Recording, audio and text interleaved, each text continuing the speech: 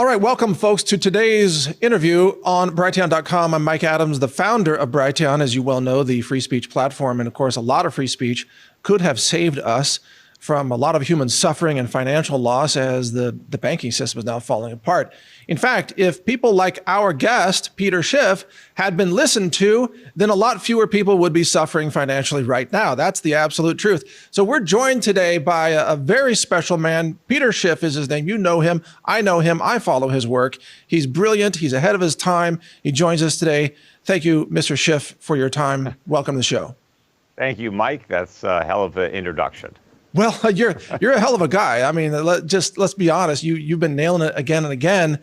You know, people like to say that you're a doom and gloomer, or I guess at one time even Dr. Doom. Well, I thought that was somebody else the whole time. But you've been Dr. Correct, actually. So where do you think we are? Well, you know, when they first labeled me with the moniker of Dr. Doom, that was in the days when I was still welcome at CNBC. Back in 2005 and 6 and 7, when I was warning about the financial crisis, and they all kind of laughingly referred to me as Dr. Doom. Right. And I kept saying, no, I'm Dr. Reality.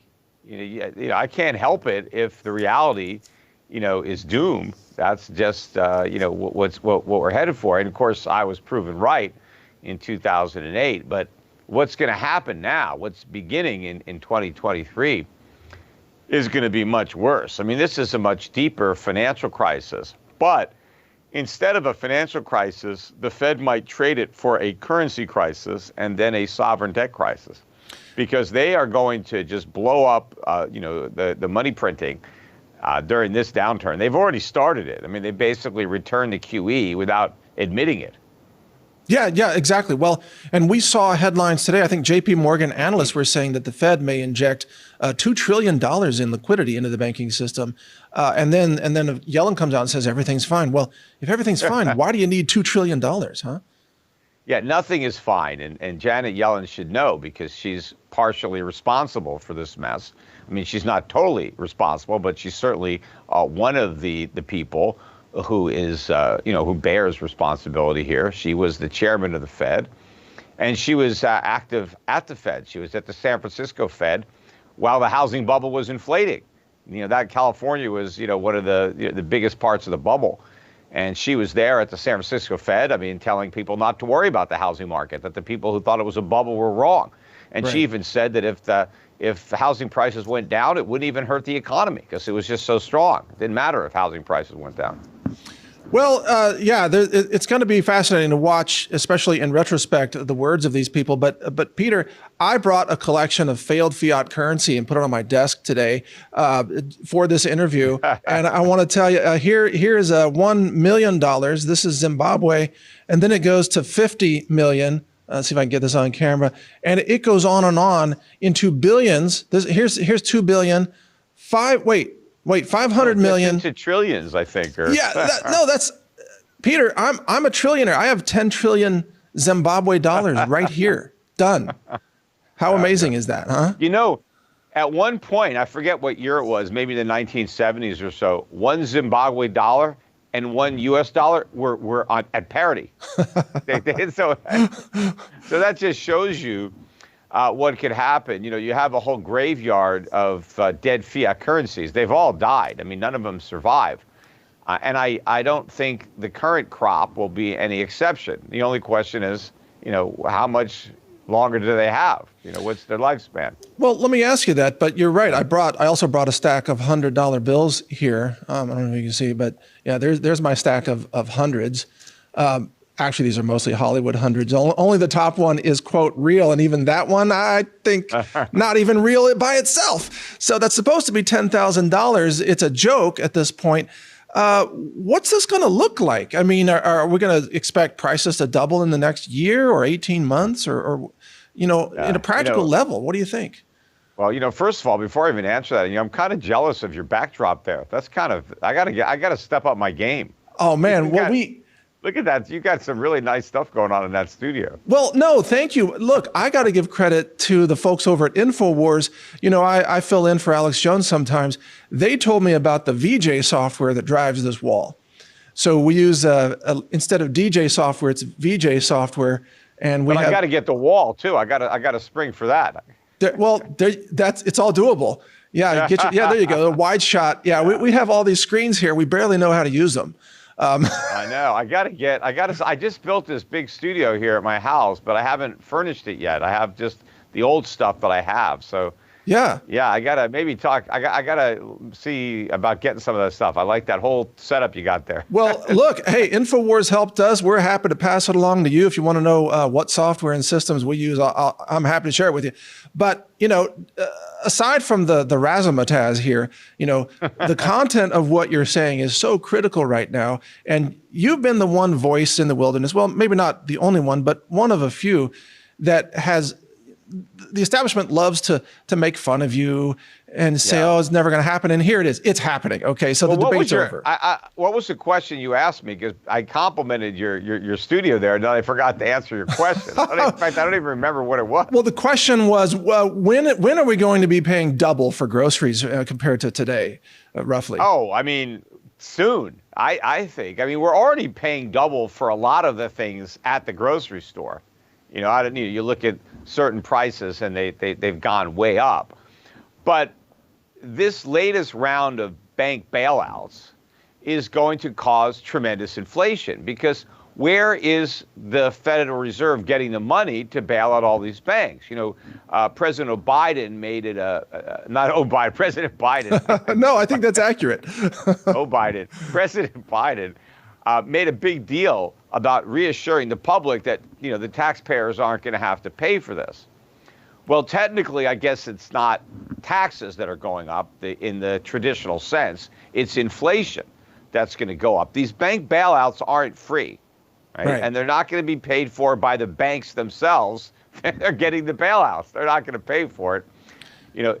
It's the American public that's going to pay for it. But the way they're going to pay for it is through inflation, because the Federal Reserve is going to have to create out of thin air trillions of new dollars and add it to the money supply. Yep. It's going to give the dollars to the banks, and the banks are going to give the Fed their treasuries and their mortgage-backed securities, except they're going to give the Fed maybe 60 or 70 cents worth of treasuries and mortgage-backed securities, and they're going to get a dollar, right? They're not going to get the market value for those securities, which is what we would get if you or I were dumb enough to buy U.S. treasuries, 20, 30-year treasuries a year or two ago when they were yielding 1%. If we were dumb enough to buy them, and then we wanted to sell them, we could only get maybe 70 cents on the dollar or 60 cents on the dollar. But the banks that were dumb enough to buy them, they could get 100 cents on the dollar from the Fed, but the Fed doesn't have any money. Yeah, and the Fed doesn't have any money. It's losing money itself. The Fed is getting bailed out by the Treasury because the Fed doesn't have any money. But then again, neither does the Treasury. So the Federal Reserve has to print money to give it to the Treasury to bail itself out. But all of this means that the dollars that we all hold, I mean, I don't hold them because I get rid of them as fast as I get them. But the average American has got dollars, and those dollars are going to buy a lot less as a result of these bank bailouts. So when Biden or anybody in the government or in the media says, "Oh, the government acted prudently, we've saved the day, we've reassured that your bank account is safe," nobody's bank account is safe. When the government tells you that your bank account is safe, it's because it's not. And the reason it's not safe, it's not because the banks are going to fail. The government has already said, we're not going to let them fail. Now, that's a mistake. They should let insolvent banks fail. That's how capitalism works. But, we don't have that anymore. We have socialism. And so the insolvent banks won't fail. They're going to be propped up with inflation. But what that means is every single bank account in the country, even the people who are banking with solvent banks, their accounts are going to lose tremendous value because the money in their accounts is going to lose its purchasing power through inflation. So no bank account is safe. Everybody with a bank account is going to experience substantial loss of purchasing power. And so the smart thing to do is to withdraw your money from the bank. I mean, your savings, you got to keep short-term there to pay your bills. But money that you don't need for a year or 2 or 5 years, whatever, don't leave it at a bank because you're guaranteed to lose because prices are going to go way up. So you should pull your money out of the bank and do something else. Buy gold, buy silver. That's a better savings vehicle than fiat currencies. Or invest. Get into stocks. I buy foreign dividend-paying stocks for my clients, value stocks. Some people buy real estate, but what you can't own is dollars or a bank account, because you're going to lose. Right there with you on that 100%. In fact, let me bring in the company that you have, Euro-Pacific Asset Management. The website is EuroPac.com. That's PAC, EuroPac or Euro-Pacific Asset Management. Now, let me pose an actual practical question to you, Peter. My own company, we Health Ranger store, we do foods and so on.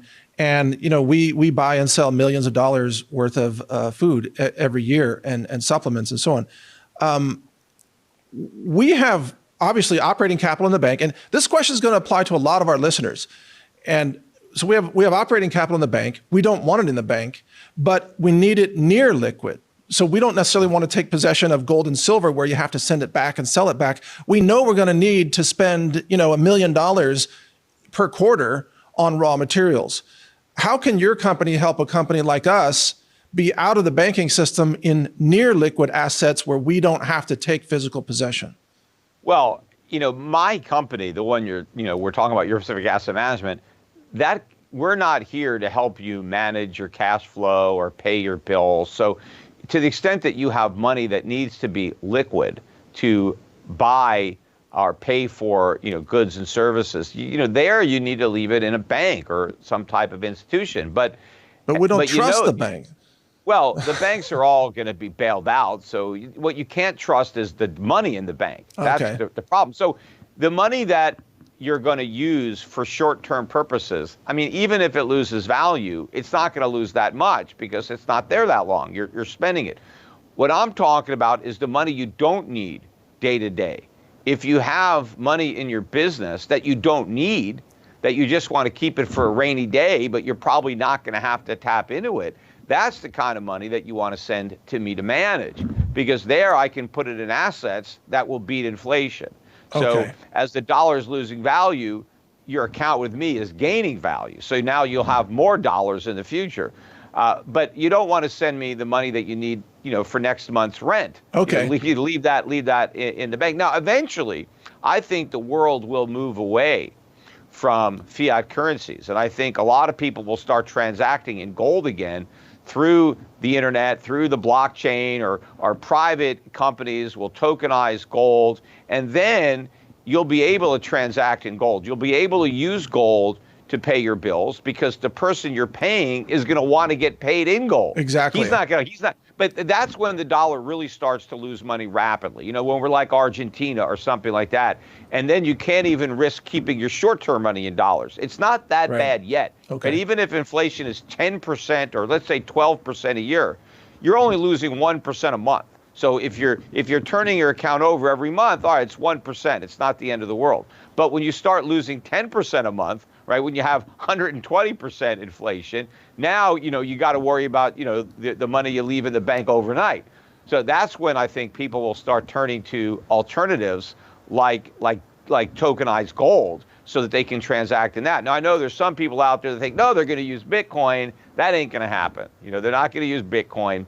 But they could easily use digital gold or digital tokens that are backed by real gold. Yeah, well, I have questions for you about that. But first, about your asset management company, just on behalf of our audience, what's the minimum amount of money that someone needs to start with you on that? Well, first of all, we have 5 mutual funds that I manage, and you can buy those funds. I think our minimum is $2,500, and most large discount brokerage firms have them on their platform. The big full-service firms don't, right? Like if you have an account at Merrill Lynch, they won't let you buy my funds at Merrill Lynch.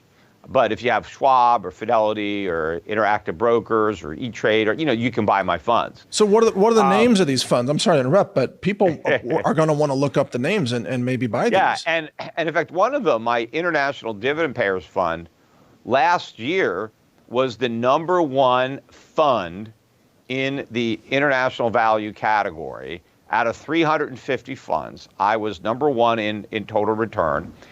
And you can't even buy it at Merrill Lynch, right? They don't want, but you can buy it at the discount brokers. I was number one according to Moody's, according to Lipper, out of 350 funds. And in fact, U.S. News and World Report, which if you saw, we put that on our website, but they did a survey of international value funds, and they looked at all 350 of the funds in the category, and they narrowed it down to the top 60, and then they ranked them.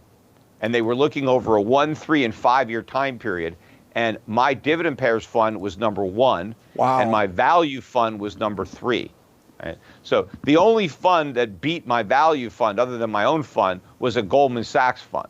But they had a lot more horses in the race than I did. I only had 2 funds out of the 350. 2 were mine, and I was 1 in 3. I won and I showed. But I think that this year, I could end up with 1 and 2. I think, again, nothing's for sure, but I think my portfolio in those 2 funds, Euro Pacific Value, Euro Pacific Dividend, is poised to do very well in this environment of a return to quantitative easing, maybe rate cuts, stagflation, another financial crisis. I think I have the type of stocks that do well in that environment because I've been positioning for this environment for a long time. Yes. Then I also have an emerging market fund, which is doing great so far this year on a relative basis.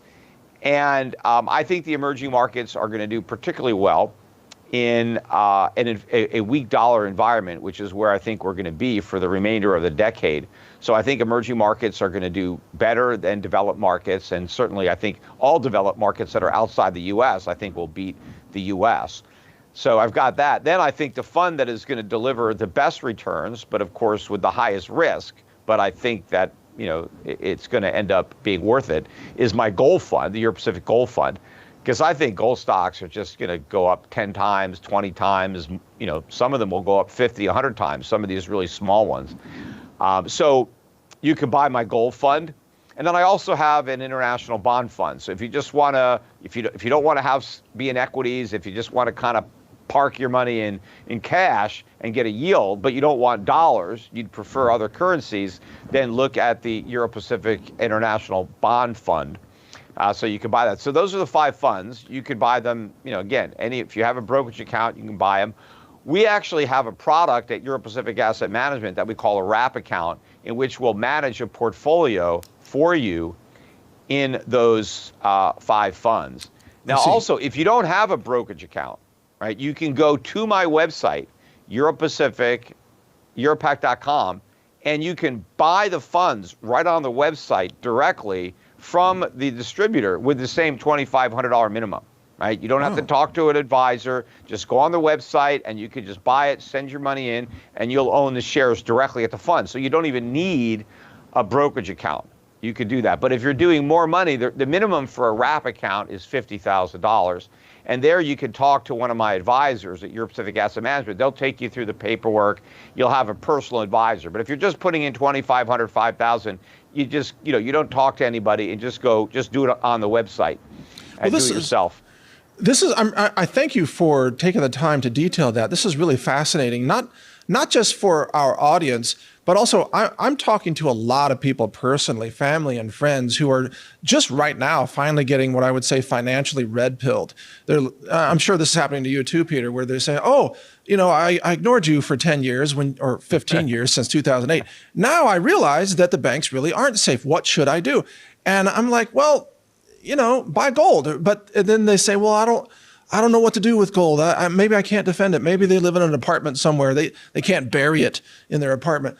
Or maybe they're elderly and they don't own a Glock. I don't know. But, whatever the case may be, they're looking for something that's maybe gold mining stocks. So your fund... gold mining stocks are very different than gold itself. Yes. I look at gold as a store of value, as a safe haven, as just an alternative to cash, right? That's what it is. It's money. It's not an investment. But gold mining stocks are an investment in businesses that mine gold. And so, whenever you make an investment and you're a stockholder in a company, you subject yourself to all sorts of risks, market-related risks, company-specific risks, political risks. But if the price of gold does what I think it's going to do, these gold stocks are gold mines. I mean, they're going to go way up. I mean, I have a lot of my own portfolio, my personal portfolio, is invested in gold stocks, a very high allocation, maybe about 50% of my investment portfolio, not my net worth, but what I have in my brokerage account, right? About half of that is in gold mining stocks. Wow. The rest is in dividend-paying foreign stocks. Some of them are in the commodity space. My second largest allocation is oil and gas and alternative energy. So I have a lot of energy-related investments, but they all pay good dividends, most of them. I mean, pretty high. And so I'm getting income off these investments, and I don't need the income because I have income working, so I can reinvest the dividends in more stocks. I mean, that's what people need to be doing when they're building for retirement. What Wall Street tells you to do is buy these stocks that don't pay any dividends while you're working, and then when you retire, you can sell those stocks and buy bonds and get some income. Well, what if by the time you retire, the stocks that you bought have crashed and they're not worth very much? Right. And if you sell them, you can't get much income. You see, I build portfolios for people, and we have separately managed accounts too, that you can have an account that's individual stocks too, not funds, and you could talk to my brokers. But I build portfolios that you don't have to sell when you retire. So you have a portfolio that's paying 5-6% dividend right now, right? But it's also stocks that are growing their earnings and should appreciate and grow their dividends. So as you're working, when you don't need the income, you take the dividends and you reinvest them and you buy more stock. Then when you retire, you've got this big portfolio of income-producing stocks that's even larger because you've compounded your returns by reinvesting those dividends. Now, when you go to retire, it doesn't matter what the price of those stocks are because you don't have to sell them to retire. You just stop reinvesting the dividends and you live off the dividend income. That's right. See, that's a much better strategy than betting on a Ponzi scheme. Oh, I'm just going to hope these stocks go up, and when I retire, I'm going to hope they're high. What if they're not? What if the price crashes? I'm buying stocks, doesn't matter what price it is, because you're not going to sell. You're just going to spend the dividends because they're real businesses generating real income. And the reason that this strategy is going to work, I think, so well is because I'm buying foreign stocks. So my income is coming from foreign currencies. And if the dollar really goes down, then when you translate those foreign currencies back to dollars, your dividends will be far more valuable. And so, they'll go a lot further when you spend them here in the United States. That's the thing. Everything that in all your videos and interviews, everything you say makes perfect sense. It's logical, it's rational, it's cause and effect, and it's just that some people choose to ignore that for whatever reason because they'd rather believe Jim Cramer for some reason. Peter, I really want to ask you today about your take on what's happening with Credit Suisse and also the First Republic bailout in the United States. But first, Credit Suisse, the Swiss National Bank has said they're going to step in with however much money is needed to prevent this thing from collapsing. Seems like the same plan that the Fed has for printing money in the U.S. What's your take? Well, I don't think any banks should be bailed out. The fact that banks are bailed out is the problem. We've set a precedent and created a moral hazard by bailing out banks. And because everybody expects a failed bank to be bailed out, the banks take a lot more risk than they would take in a world where they weren't going to be bailed out. I mean, why should we create a special privilege for banks? Why is it that if a bank is in trouble, it qualifies for a federal government bailout? I mean, where in the United States Constitution does it authorize the United States government to bail out failed banks? It doesn't. I mean, that's not a role of the U.S. government. I want bad banks to go out of business.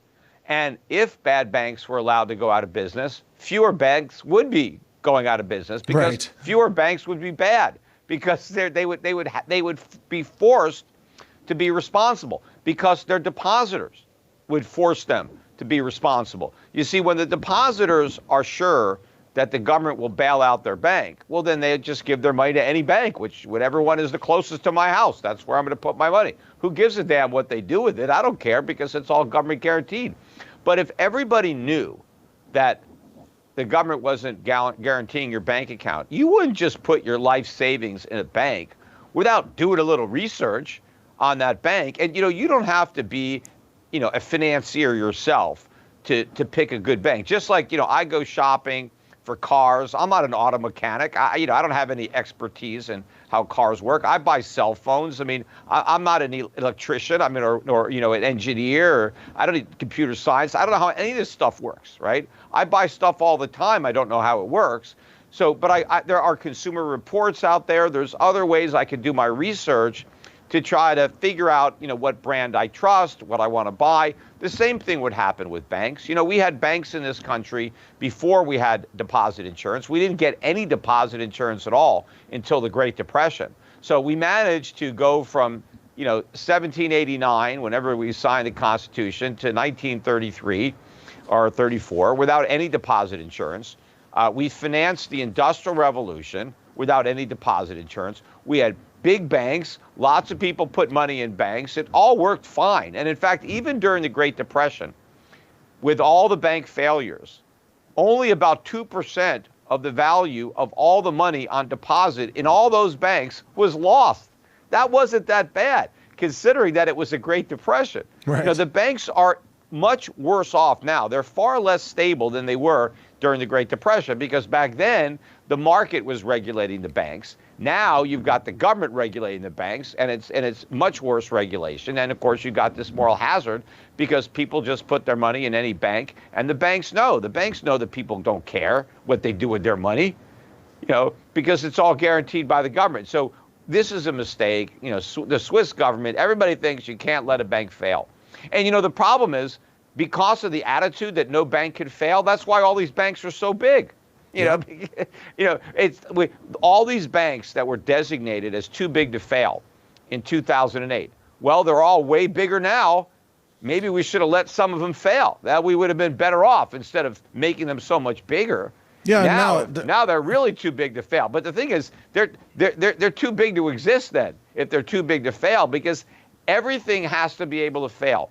Because if you think a bank can't fail, then everybody wants to put their money there, right? If they've got this government guarantee, how are you supposed to compete with that? I start up a little bank. How am I going to compete with this huge bank that's too big to fail when my bank isn't too big to fail? So how do I compete, with that kind of, Yeah. Well, and yeah, here we are.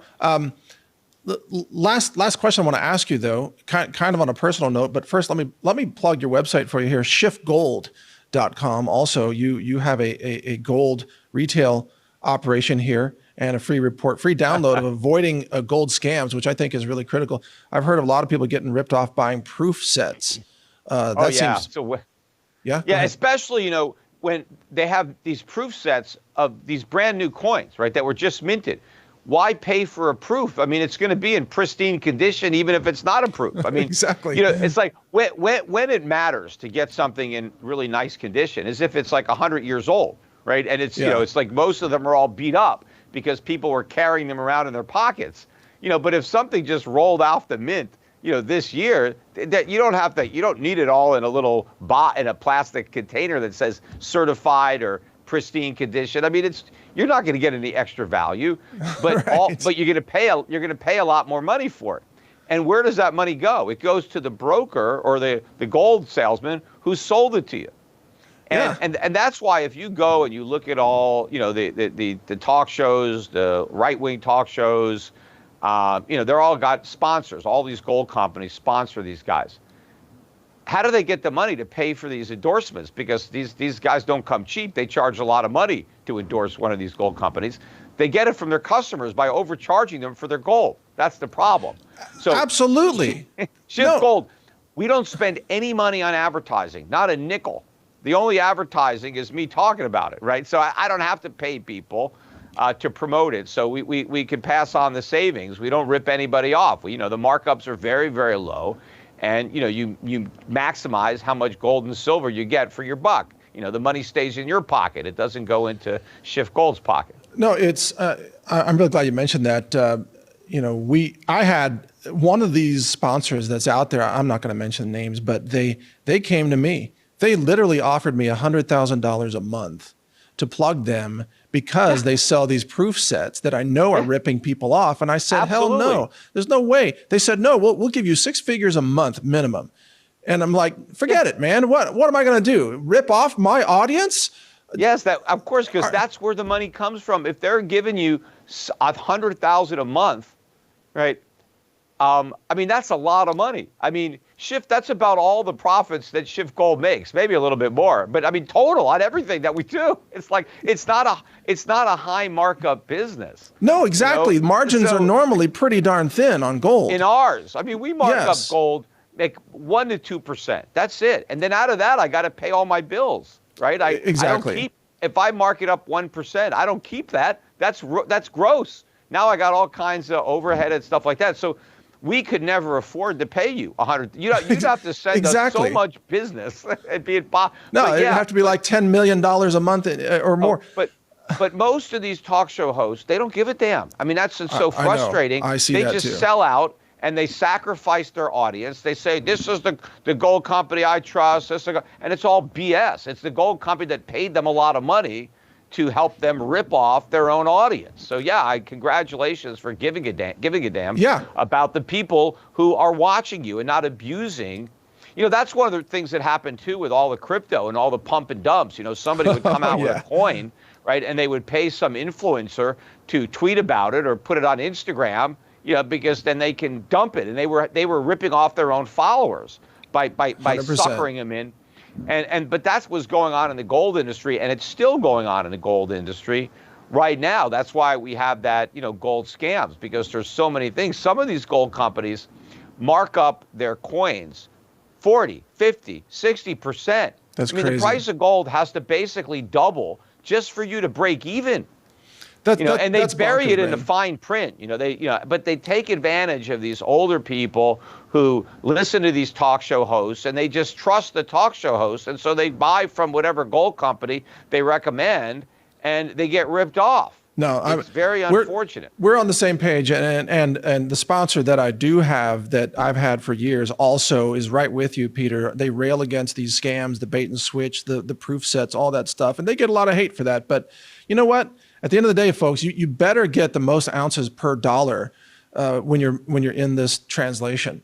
And there are other, Schiff Gold's not the only honest gold and silver dealer out there. I mean, there's plenty of you just don't know about us because we can't afford to advertise. Right, exactly. And that just shows you how small the gold market is right now. Nobody is buying. Believe me, when business really picks up, when more people realize that inflation is here to stay, and the business at Schiff Gold, when it grows, tenfold, right? I'll be able to afford to advertise when I have enough volume to do it, right? And then so then people will know about us. But right now, since the business is so small, right, the pool that we're all divvying up, there's no way you can advertise. You can't advertise on CNN or Fox without ripping off your customers, because there's no way you're going to be able to do it. Given the fact that Schiff Gold is out there, you can't compete with us if you have to buy those ads. You can come on here at no charge, anytime, all the time. I will gladly give you publicity and mention schiffgold.com because you know what you're talking about. So that's an open door. But last question, just to be sensitive to your time, kind of a personal question. Has anybody apologized to you yet? Because you were right. You were right. You were right. Maybe you were a little bit later, but you're still right about exactly what's going down. Well, anybody? The only people that apologize. So in 2009, right, Ben Stein apologized to me. He was one of the guys that was kind of laughing at me and making fun of me in 2007 and, stuff like that. So Ben Stein apologized. That was a long time ago. But I forget, most people haven't apologized. I mean, they still make fun of me. They still think I'm wrong or I'm just a stop clock. But the stop clocks are the people who have been bullish for the last 15 years or even longer, because they didn't understand the problems underlying the economy. They didn't understand all of the mistakes that the Fed has made and what the consequences of those mistakes will be. The problem is I see this so clearly and so far in advance that if it takes a long time for everybody else to figure out what I knew from the beginning, they think I'm wrong all those years. Right. I'm not. They're wrong all those years. I'm just right. It's just because so many people are wrong, that's what allows it to continue for such a long period of time. The bubble gets bigger and bigger and bigger because nobody knows that it's a bubble, except the guys that are on the outside looking in saying it's a bubble, it's a bubble. But now the air is coming out, and people don't understand it. I mean, and when COVID first hit, and I saw immediately the impact that was going to have, because we were telling people not to work, and then we were printing more money. So we were producing less and printing more. That was a recipe for massive inflation, and now we're having to eat that. But still, the mainstream was worried about deflation. Deflation, they're printing money like crazy, and nobody's working, and these fools are worried about prices going down. Prices were going to go way up. And now, we've been creating inflation for 20 years. We had interest rates at zero. We printed all this money. The Fed's balance sheet got to $9 trillion. Now we're going to have to live with decades of high inflation and potentially hyperinflation based on, the way these policies are evolving. So we'll see if some people apologize when we finally get that kind of outcome, which is, my big picture forecasts have been for collapse of the dollar, skyrocketing gold prices, the dollar losing its role as the reserve currency. So these are like the big end game things. And so maybe some of the apologies will be reserved until those things happen. But of course, by then it's too late to follow my advice. If you wait until I'm right about everything, then it's not going to help you. I mean, exactly. You're broke by then. So you have to look at the things I've said, the things I've written over the past 15, 20 years, and say, hey, you know what?